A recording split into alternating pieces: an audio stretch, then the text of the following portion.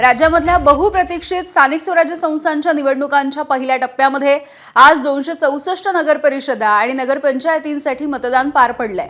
या निवडणुकीच्या प्रक्रियेमधून जवळपास 1 कोटी मतदार, 6042 सदस्य आणि 264 नगराध्यक्षांची निवड करणार आहेत।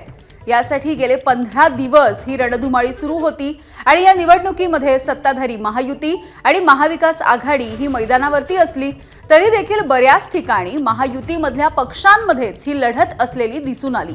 यामध्ये कोकणातल्या सिंधुदुर्गामधल्या मालवण आणि कणकवलीमध्ये निलेश आणि नितेश राणे हे सख्खे राणे बंधू आपापसात भिडले। जळगावच्या मुक्ताईनगरमध्ये देखील भाजपच्या रक्षा खडसे आणि शिंदेंच्या शिवसेनेचे आमदार चंद्रकांत पाटील हे दोघे आमने सामने आलेत। तर दुसरीकडे उत्तर पुण्यामधल्या आळंदी या ठिकाणी आज मतदान प्रक्रियेमध्येच काहीसा व्यत्यय आल्याचं देखील बघायला मिळालंय।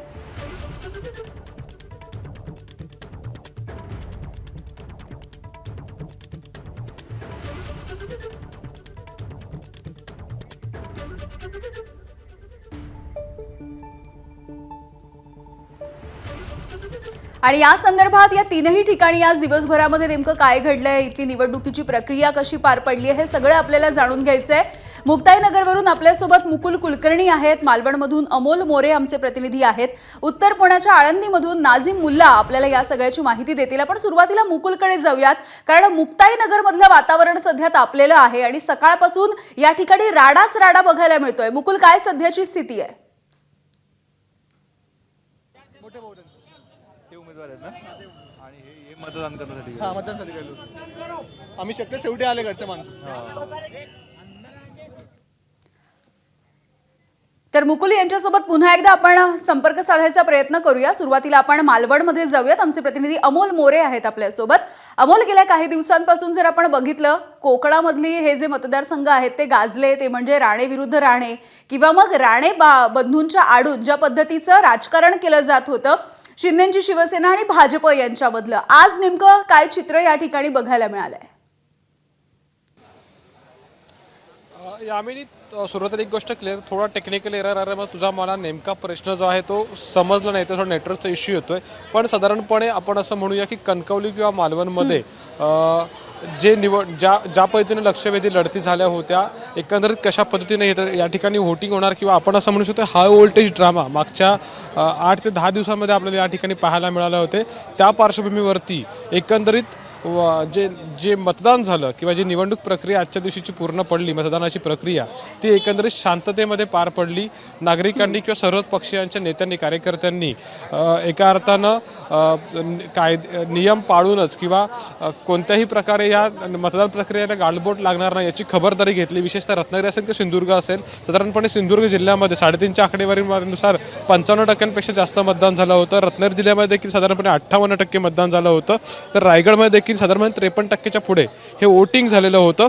पण कणकवली, मालवण किंवा साधारणपणे वेंगुर्ला आणि सावंतवाडी, जे साधारणपणे सिंधुदुर्ग जिल्ह्यातील महत्त्वाची काही किंवा ज्या अर्थानं आपण म्हणतो हाय व्होल्टेज ड्रामा या ठिकाणी होण्याची लढती, प्रतिष्ठेची लढत पाहता तसे कोणत्याही प्रकारे गालबोट लागले नाही। पण महाडमध्ये मात्र साधारणपणे दोन्ही शिवसेना आणि राष्ट्रवादी काँग्रेस यांचे जे पदाधिकारी होते किंवा गोगावले यांचा ज्यांचे जे पुत्र आहेत त्यांच्यामध्ये आणि राष्ट्रवादी काँग्रेसच्या काही कार्यकर्त्यांमध्ये थोडंसं मारामारी झाल्याचं चित्र पाहायला मिळालं। ते चित्र वगळता साधारणपणे रत्नागिरी, सिंधुदुर्ग जिल्ह्यामध्ये मात्र शांततेमध्ये मतदान प्रक्रिया जी ती संपन्न झालेली आहे। आता काही अवधी आहे आणि आपण असं म्हणूया की त्यानंतरच आपल्याला आज एकंदरीत दिवसभरामध्ये किती टक्के मतदान झालं याचा अंदाज जो आहे तो आपल्याला येईल किंवा त्याची आकडेवारी जी आहे ती समोर येईल। यामिनी, अगदी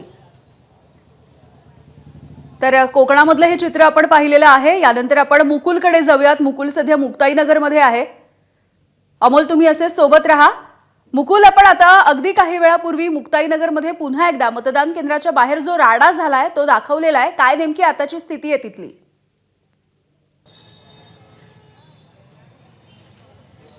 आता सध्या शांतता आहे। हेच मतदान केंद्र आहे।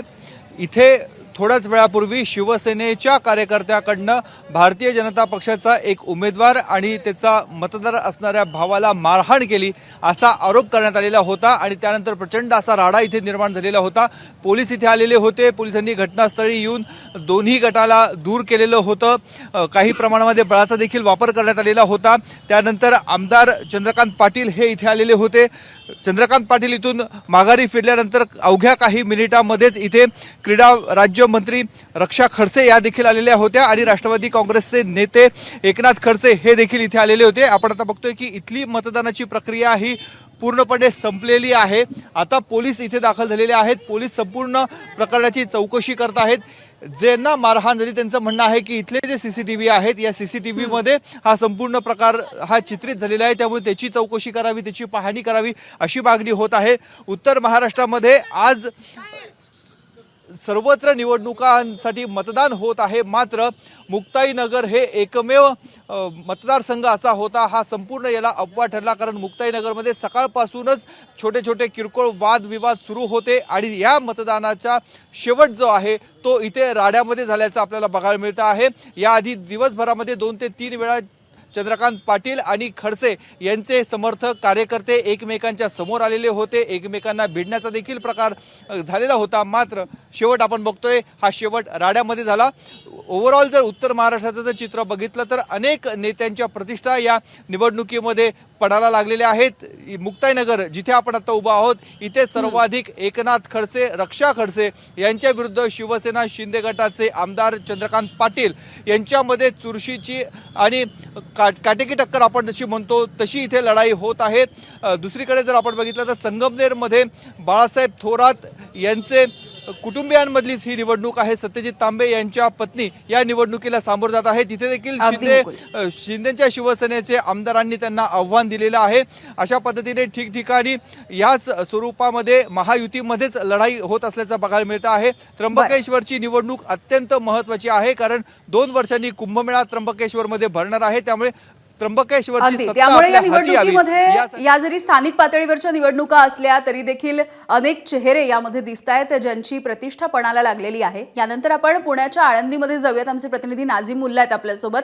नाझीम, या ठिकाणी जी मतदानाची प्रक्रिया काही वेळ बंद पडलेली होती ज्यावेळेला हे मतदान सुरू झालं होतं त्यानंतर, आणि दुसरी एक गोष्ट म्हणजे गेल्या काही दिवसांमध्ये जर आपण बघितलं तर पुणे जिल्ह्यामध्ये एकूणच बिबट्यांचा वावर वगैरे वाढलेला आहे, त्या दृष्टीने देखील मतदान केंद्रावरती कशा पद्धतीने आज मतदारांचा उत्साह बघायला मिळाला किंवा कसं त्यांनी रांगा लावलेल्या होत्या मतदारांनी? उत्तर पुणे जिल्हा हा बिबट्याच्या दहशतीमुळेच या ठिकाणी ओळखला जातो आणि त्यामुळेच इथल्या प्रचारात आपण बघितलं होतं की वेळोवेळी व्यत्यय येत होता, अडसर जो आहे तो बिबट्याची दहशत या ठिकाणी आणत होता।